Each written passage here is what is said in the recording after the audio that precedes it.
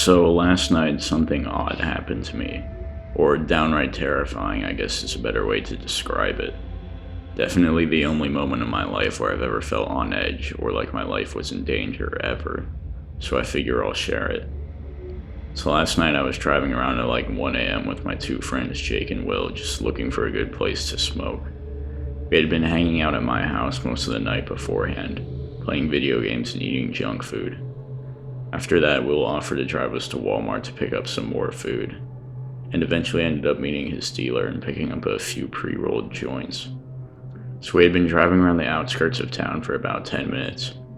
Then Jake suggested this parking garage next to an apartment complex near the subway, a few miles away that was usually empty and he claimed wasn't patrolled by security. Jake directed Will and we parked outside the apartment building, hopped out, and walked towards the parking garage. It was about 4 stories tall and was right next to the freeway as well, which runs over the subway, so it was fairly noisy there, and we could barely make out any cars inside it. We made Jake swear up and down that there was no security in there. He said he went there frequently at night to skate and assured us that no one was ever there. So we hopped over the gate at the entrance and decided to go up to the top level for the view. It was freezing cold in there. The first floor was almost full of cars, but the farther up we went, the less there were. And by the time we got to the 3rd floor, there was none, let alone the 4th floor. So we made it to the top and just admired the view while passing a joint. Everything was going smooth and I was starting to relax a little when we heard this loud metallic crash echo from the stairwell. We all froze for a second. My heart was racing as we stood in silence waiting for another noise, but there was none. After a few minutes, Will wanted to continue smoking, but Jake and I argued it was too risky if there was someone else here. I insisted we could just smoke in my backyard or something, and eventually we convinced Will to pack everything up and start heading back down the stairwell. We're probably just past the 3rd floor on the staircase when all of a sudden another metallic crash from above us caused us all to stop dead in our tracks again. But once again, as soon as we stopped, we heard nothing more, just the wind and freeway noise. "What the fuck?" Jake muttered. I was beginning to get freaked out myself. These crashes were almost deafening, and I couldn't even imagine what the source of them was. Right as we were about to continue walking, we heard a sound that made my blood run cold. Psst. Psst. A man's voice came from seemingly above our heads. We all looked up, and it was like this scene out of a horror movie. About 4 flights up from us, there was this man peeking his head over the banister of the staircase. He was wearing this terrifying white Guy Fawkes mask and staring right at us. Jake urged us to start moving faster. Will was in front of me and he started speed walking down the stairs, but suddenly the sound of whoever that person was sprinting down the stairs above us caused us to break into a run. But as we started running, I swear I was hearing another person below us running up the stairs. Apparently Will picked up on that too because he turned around and started screaming to run for the door to the 2nd floor. Jake swung it open and we all ran out into the 2nd floor side by side. I yelled at them to hide somewhere and we all ducked down behind this nearby car. My heart was beating as fast as I've ever felt it beat. We heard the door to the 2nd floor creak open, followed by 2 pairs of footsteps walking around on the concrete. Will nudged me and pointed towards another door that was across from us, hopefully to a stairwell. We all looked at each other and then Will said that we had to make a run for it. As much as I didn't want to, it didn't seem like we had a better option. I didn't know if these guys were some kind of security or what, but either way I didn't want to get caught by them, because God knows what their intentions were. Will nodded at us and he started sprinting towards the door, and me and Jake were close behind. I heard one of the men shout, "Over there," but I didn't turn around. I just kept running until we made it to the door, which was another stairway, thank God. We ran down the stairs into the 1st floor and back out through the gate we came in and all the way to Will's car. He then quickly drove us all back to my house. After that, we all sat in my living room, trying to calm down and process what the hell just happened. After about 10 minutes, though, Jake and Will both left. I guess no one was in the mood to stick around after what just went down. I'm not sure what to think of it. I doubt there was some kind of security, but either way I wasn't reporting it to the cops or my parents or anyone like that, since we were technically trespassing in the first place. I don't know who the hell those guys were, or what they were doing in a deserted parking garage after midnight, or what their intentions were. Not entirely sure I want to know either. But what I do know is the memory of that man in the mask looking over the staircase at us will probably stay permanently ingrained in my mind.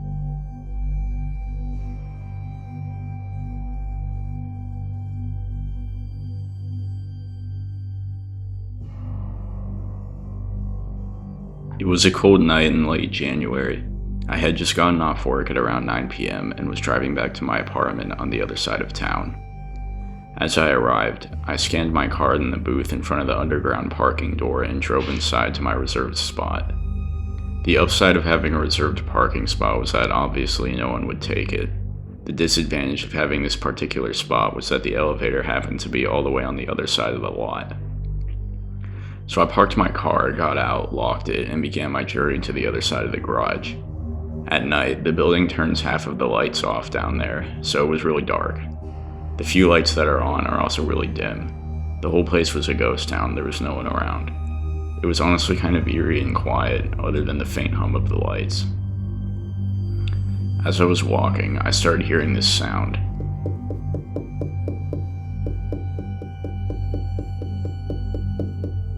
It sounded like a faint tapping sound, but on like something hollow, like tapping on glass.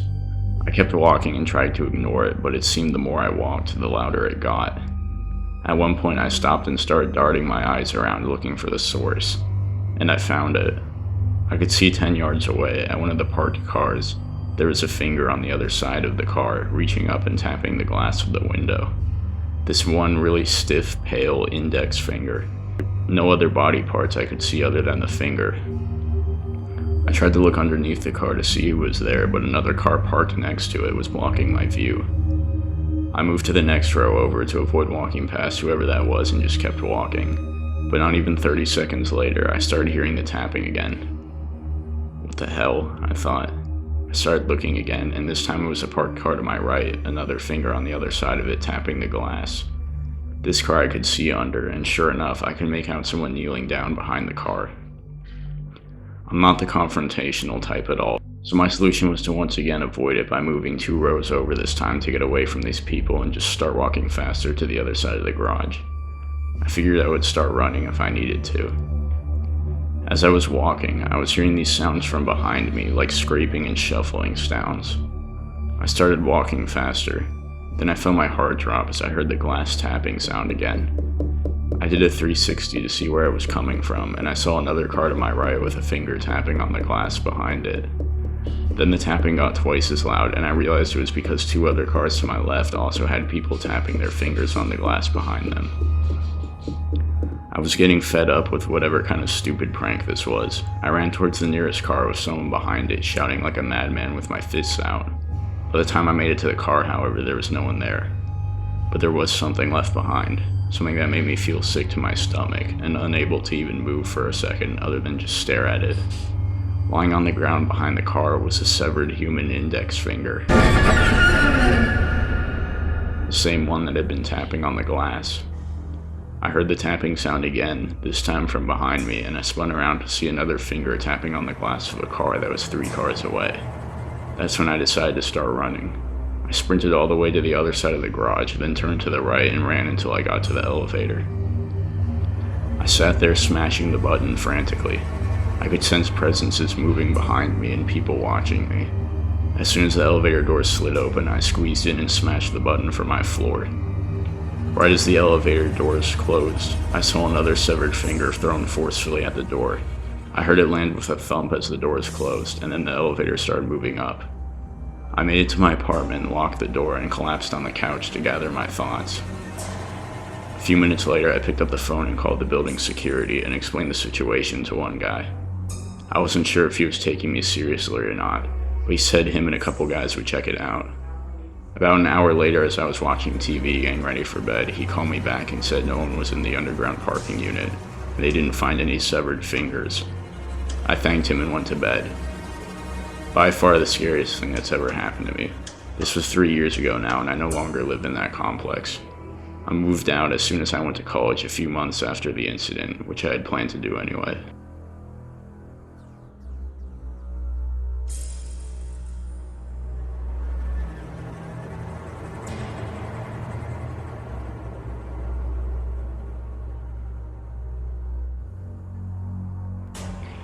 I used to live in a really cheap and old apartment complex in an area close to Chicago, somewhat on the rougher side.